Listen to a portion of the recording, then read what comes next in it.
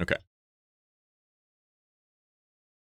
Nikki Haley suspends her presidential campaign, but doesn't endorse Trump. So anybody that's been following Nikki Haley's little path here, her presidential path, has kind of been shocked by how tenacious she's been in the face of just sure loss. Everybody else has kind of dropped out, endorsed, etc.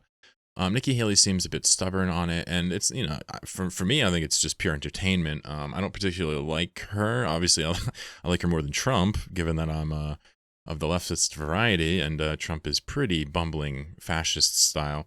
But Nikki Haley has no spine. I've watched her bumble around discussing slavery and whatnot. It's not that hard. It's not that hard to nail these things. So what we're gonna do is we're gonna watch her with her concession speech, and I think there's a small bit of commentary associated with it, and then I'll probably move on. There's not a whole lot to say about her. I am filled with the gratitude for the outpouring of support we've received from all across our great country. But the time has now come to suspend my campaign. I said I wanted Americans to have their voices heard. I have done that. I have no regrets. And although I will no longer be a candidate, I will not stop using my voice for the things I believe in. I sought the honor of being your president. But in our great country, being a private citizen is privilege enough in itself. And that's a privilege I very much look forward to enjoying. In all likelihood, Donald Trump will be the Republican nominee when our party convention meets in July. I guarantee you that part of her speech notes were like, you have to smile a lot. I congratulate him and wish him well. I wish anyone well who would be America's president.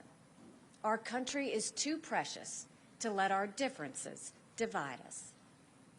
I have always been a conservative Republican and always supported the Republican nominee.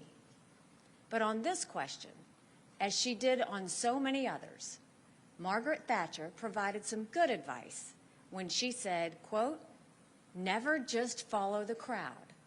Always make up your own mind." It is now up to Donald Trump to earn the votes of those in our party and beyond it who did not support him. And I hope he does that.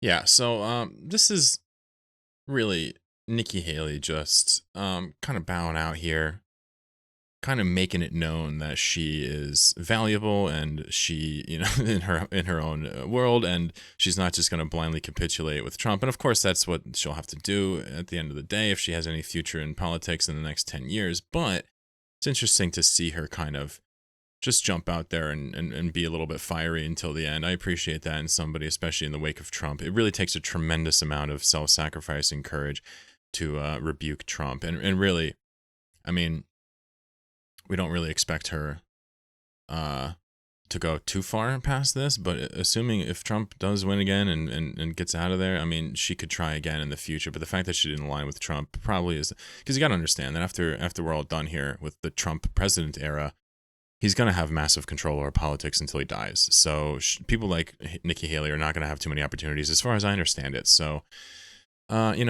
sad, but also not that sad.